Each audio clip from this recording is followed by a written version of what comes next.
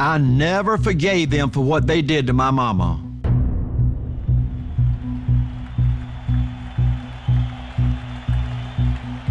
Folks, I'm so dadgum proud we took on the largest industry in the world.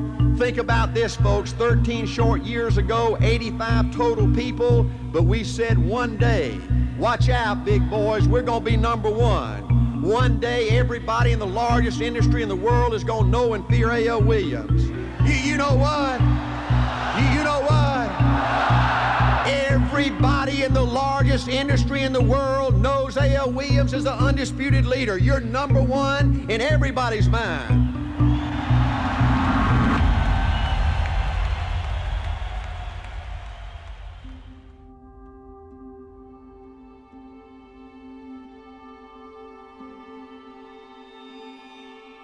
Art Williams had a passion for helping people. He convinced us that if we were able to somehow corner that passion and direct it in the right way, that we could build a legacy of greatness for our family by helping other families. You know, Art Williams had a way of selling hope to people that nobody else that I've ever met in my lifetime could do. You know, he just made you believe that if you paid the price, if you were willing to pay the price, that the dream was going to be worth it. You wanted to be coached by him. You wanted him to take you to the promised land.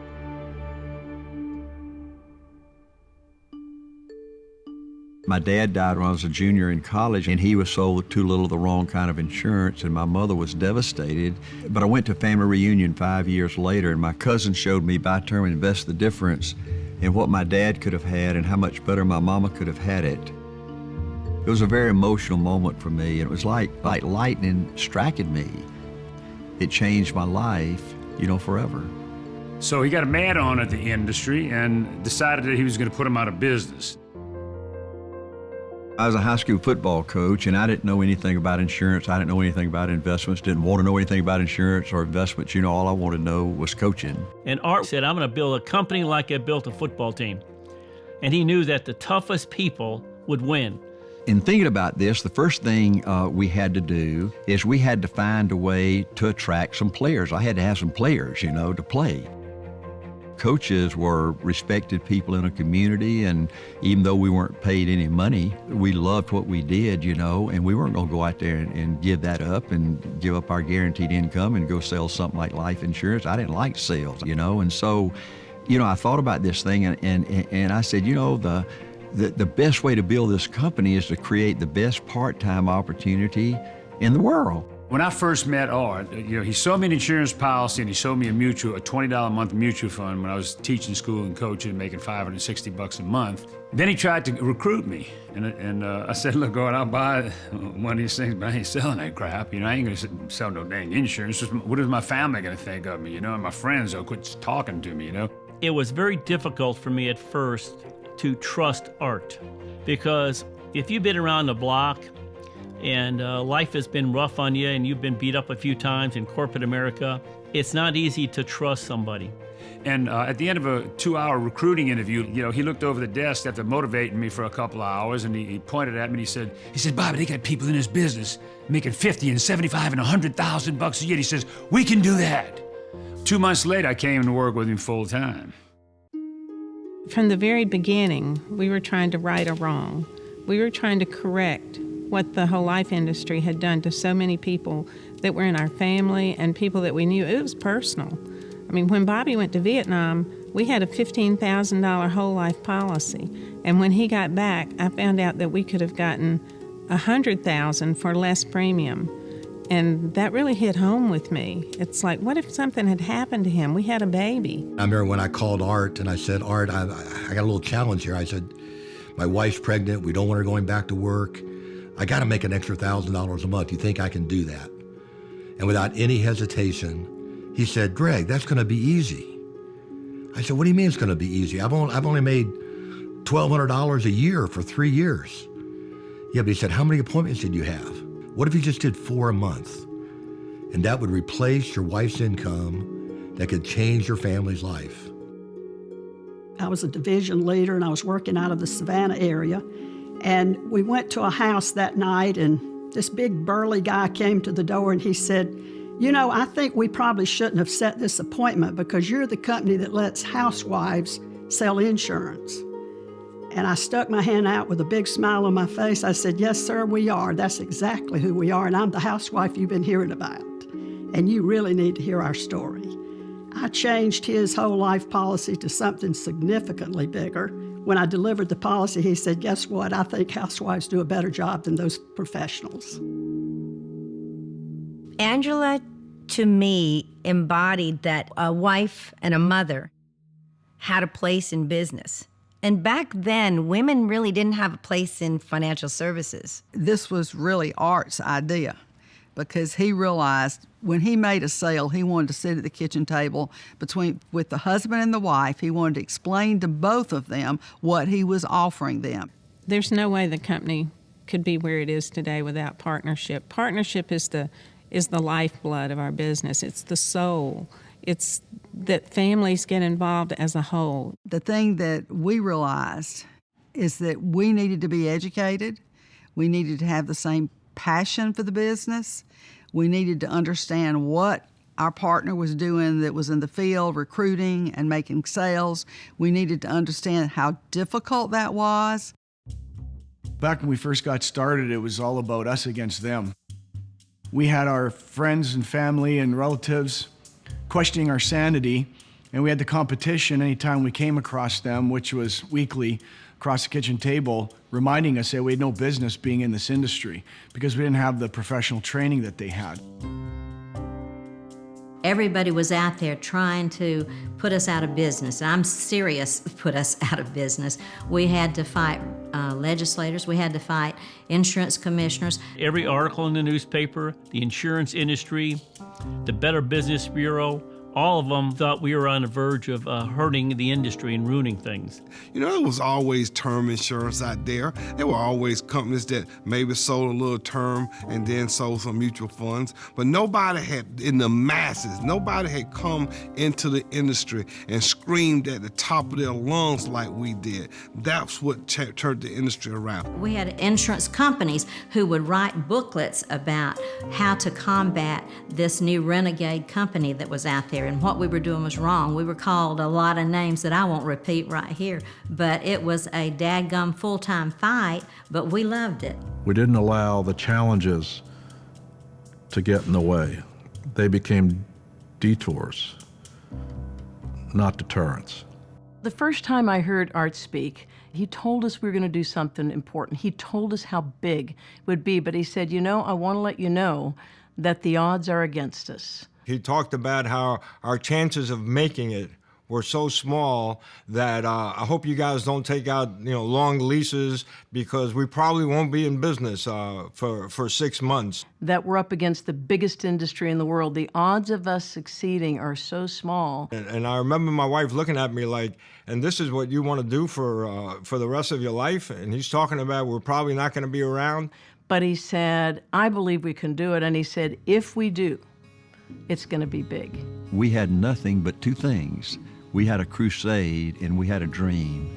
And we were attacking the largest industry, the most powerful industry in the world. They own the politicians, they own the regulators, they own the media. They took out full-page ads in papers and said, "Warning, don't do business with A.O. Williams." When we moved into Canada, and all provinces passed a law that you couldn't hire part-timers, the heart and soul, of A.O. Williams. But what the industry misunderstood was how tough those original people were. The more people said he couldn't do it, and the more obstacles that came to him, the more determined he became. He's a fighter. He's always been a fighter. He's been a competitor.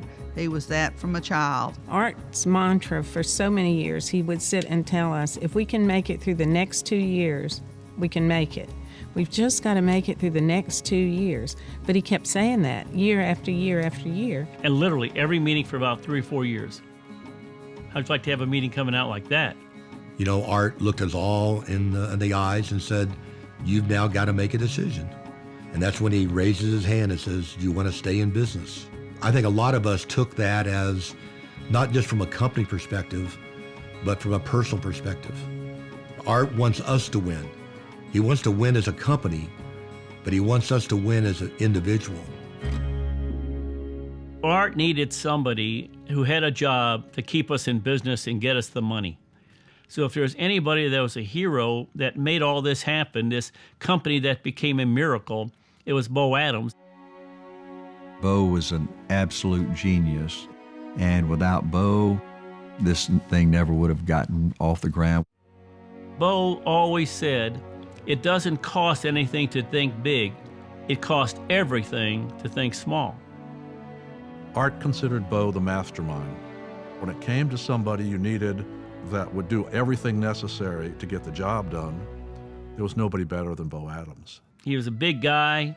He had this deep southern drawl, and he'd walk in there and they thought, well, he's just some hick from Georgia. But he was the smartest man in the room. I always referred to it as the magic of compound people. I mean, Art had the idea of building successful people, but Bo came up with the idea with building successful downline RVPs. That's really the genesis of the explosion that we had that enabled us to produce downline RVPs, and get overrides. I kept hearing about A.L. Williams was a team, and it was a movement, and this team was going to win a championship. And I heard Art Williams sell the vision of this company, this team being number one. Art always had goals. He always set things and carrots out in front of us to chase. And I don't know how he came up with these things, but when he came up with the whole national championship thing in 1983, that was just, we'd never thought about that before. And we thought, man, if we could sell more insurance than the biggest insurance company in the United States, in the world probably, was Prudential. And we thought, man, if we have a shot to do this. You'll never forget my first big company event. We were in Boca Raton. It was in 1984. It was a historic time for us. We just won the national championship. All of us were so excited. And Art stood up and he said, there's a new number one, and it ain't Prue. And the place went ballistic. It was so invigorating. It was such it made you just feel good to know you were doing something that hadn't been done before, that you were part of a team that was a winning team, that when they said they'd do it, they did it. We had the truth on our side. The truth is a very powerful business partner to have on your side, and all we needed to do was have guts and determination. As long as we kept on with that, we were going to win, and we were going to keep running up the score. We just took average, ordinary folks just like us and offered them a chance to do something special. I didn't need anybody to explain to me what Art Williams meant by all my life I wanted to be somebody. When I heard that the first time, I was like, he's talking about me. I think Art's very transparent. I think you see what you get, you know what you've got, and there's no mystery. I wanted A.L. Williams to become known as the company that had more $100,000 earners than anybody in our era. We had thousands of them.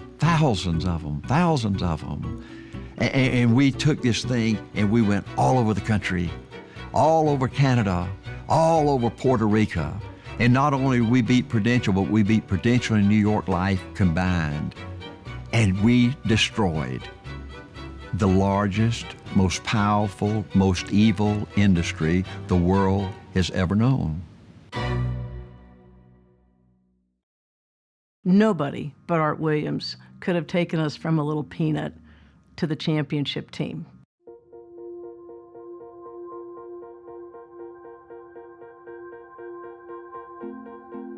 When we made the connection with Sandy Wilde, I think we really saw a mark of permanency in the company, and that we had finally arrived to a point of acceptability. It seems like there were so many new beginnings. In the 90s, when we became part of Citigroup, it really was a new start for us. We had Pete Dawkins at that point when Art stepped aside. Pete and Judy did a good job of sort of stabilizing us and helping, in the partnership era. And then Joe Plumeri came in. Through Joe, we got the OSJ Leadership Program, we got PFSU, we got the F&A. We came from a small, credible company to a very, very large company, a national company, a company that people were very, very familiar with. And it was an exciting happening, and I think that we believed that we were going to get super huge, that we were really part of something very, very big, and it happened. We had the foundation of art created, and everybody knew who Travelers was. We drove down the West Side Highway, and there'd be a big building with the red umbrella.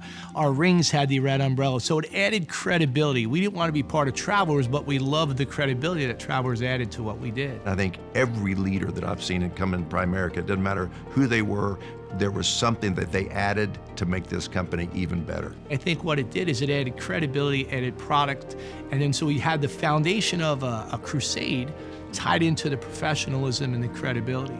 And then when John and Rick took over, that's when our business really went to the next level. I believe it kept stacking. So we've had a lot of changes and transitions with the history of the company, but I don't think it was changes from here to here. I think it was always stacked on top to make the company who we are. John and Rick were committed to getting us our freedom, and to be part of that time and era that we were going through, because there was some really difficult times in there, but there were some exciting times of, wow, we might be able to pull this off. Without John and Rick, we probably wouldn't even be here today. John's toughness and love and desire and willingness to fight, Rick's incredible intellect, putting together the IPO at a time when there was a global meltdown, what they did was miraculous. Rick and I knew what our job was. It wasn't our job to look out for Citi. It wasn't our job to look out for the U.S. economy. It was our job to look out for Primerica. At one point in time, we weren't even sure that the U.S. economy was going to survive in its current form. Rick and I were 40-something weeks in New York, and it was just a war to get the company out of Citi and to get it public. We were going in the conference room, negotiating, nitty deal points, and sort of how do you keep focused on the nitty deal point when you're not even sure the world's going to be here tomorrow. Citi had met with Rick and I and said, guys, look, honestly, nothing can happen right. Nobody's buying anything. No IPOs are happening. You're asking for something that's impossible. Unfortunately, it took us several years to get out. The world was a changing world. It was and we went down one path, got quite a ways down it, had to change, go down another path, got quite a ways down it. The world changed again, and it was quite a struggle. Because, you got to understand, at that time, Citi had actually studied, what if they just shut it down? Okay, just shut Primerica down and sell it as a runoff book of business, which a lot of insurance companies were doing at that time. There were many points where it was unclear whether we were going to be able to succeed or not. And that was the value of having two of us together, working together to get the company out. We were the first IPO out of one of the big banks. They thought the odds were it was going to fail, that you were not going to sell enough stock to make it happen. And the one thing I was confident of is if you put us in front of people, we were going to sell this thing. At one point, I screamed at an investment banker, put me on the road and this deal is done. They saw the uniqueness that the company had. They saw the uniqueness in the management team, the relationship that John and I had. They understood what we did for families, and that was special. And they understood that we approached those families with a sales force and a distribution system that was unique. That's what they were looking for. They wanted the unique story, and we had a unique story that they could believe in. It was probably about the fourth or fifth day where all of a sudden their tone changed, and they knew, okay, these guys are selling this thing. And so it was great to stun a bunch of people that weren't expecting it to happen. It was one of the most grueling times of my life, but also one of the most fun as you walked out of each meeting with it. Yeah, we got that one. When our company went public and we were all invited to Wall Street, It was such an unbelievable moment. Here's our company banner. All our leaders are up on the balcony, hitting the gavel, and the bell's going off. And we're sitting there going, is this happening? None of us were supposed to be here. This company wasn't supposed to make it. And here we are, standing in one of the most powerful places of finance on earth, part of something like that. It was just absolutely surreal. The morning when the stock was opening, when we were all down at the stock exchange, before the market opened, and then once the market opened, they couldn't trade our stock because it was so oversubscribed. It took them forever to get the stock open because there were more orders coming in, and so the price kept changing. And so Rick is up trying to figure out the math of what's going on. It was fascinating from my perspective, not just being part of the company, but just from the dynamic of watching how the bidding process worked. And I'm looking up, and there's, the ticker going around the floor with Primerica listed today, co-CEOs John Addison, Rick Williams on the floor. And I just grabbed Rick and I said, Rick, quit looking at that and look at this. Look at what we did. Stop focusing on what's going on and focus on the bigger picture of what's going on. Focus on that we succeeded in doing this.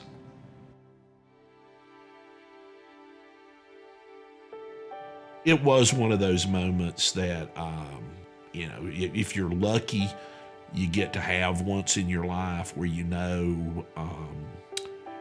took care of everybody and you pulled it off and you won.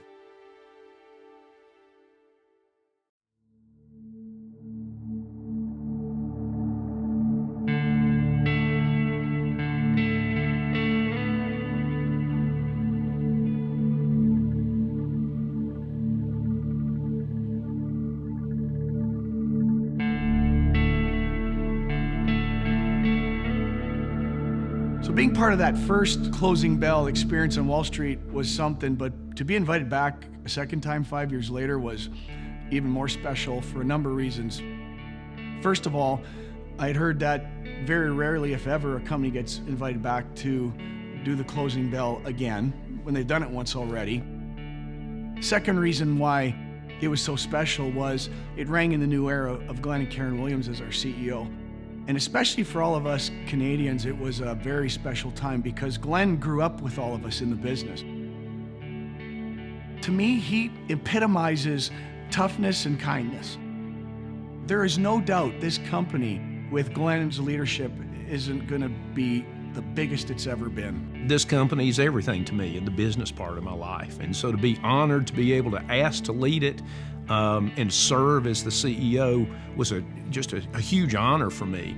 But at the same time, to see the response of the company, of the field leadership, of the home office team, I couldn't have asked for more. What I see in Glenn is a man of integrity, a man of wisdom way beyond his age. And I think that's what you want to look for and ultimately in a leader, someone that's not gonna ever let you down. He has this amazing ability to always know what the right thing to do is, and because of that, he can connect with the field.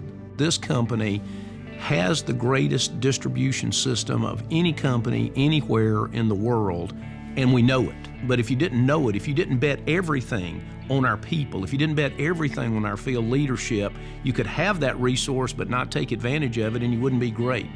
We're great because of that group of leaders that built this company over the last 40 years and will build it over the next 40 years. That's why we keep them first in everything we do. Our mission from day one has been to be able to build more financially independent families than any company in the history of North American business. When you think about the word history, most people are thinking about the past. One of the most exciting things about our history is it's such an integral part of our present and what our future will become. I tell people all the time that our opportunity is better today, but it's not easier, right? If we're willing to put in the same effort that the founders and the leadership in the early days of this company put in during those times, and we're willing to do that now, there's nothing in our way. You know, there's a great quote that says, "I see far, for I stand on the shoulders of giants." And in Primerica, that is so true. There's really no limit to Primerica. When you look at the size of our marketplace, when you look at what's going on Main Street and how Main Street has been abandoned by other companies, the size of that market is so huge, and the demand for what we do, whether it's our financial products, whether it's term life insurance and investments for retirement and education, or whether it's the opportunity to build something that you own, that you control, that's important to your family, there's no end to the demand for that. Everything right now, anyone who's engaged and on their game is experiencing massive success, and that's what happens when you have momentum. We're a company that delivers. I often talk to folks about what I fell in love with originally, and you know, everything sounds so good, and a lot of people can talk a good game, but when it comes to actually backing it up, putting their money where their mouth is, well, most folks come up short. And the thing that I fell in love with Primerica as I got started was that everything they promised me that they would deliver on, they delivered on. There's no glass ceiling. And if you want to go on ahead and build a career, you can have a legacy. Your children and your children's grandchildren can be a part of the company that you built. We're in the people business. So often people think we're in the financial services business and that we may sell insurance or investments, but that's not what we sell. We sell a better future. We sell a better way. I look at our company, man, we've had some tremendous growth. And now 40 years later, our business, our organization is growing faster than it ever has before. So we're like a 40-year-old company with a brand new opportunity. What we do for people is not something that's fashionable. These are very old-line financial principles that we teach people, and they'll always be something that you and I and generations after us will need. We have this great company that makes one of the most challenging parts of a person's life, their financial life, so much better and so stable. The thing I'm the most proud of that we do here is the economic empowerment that we allow people to receive because of the financial literacy and teaching them better.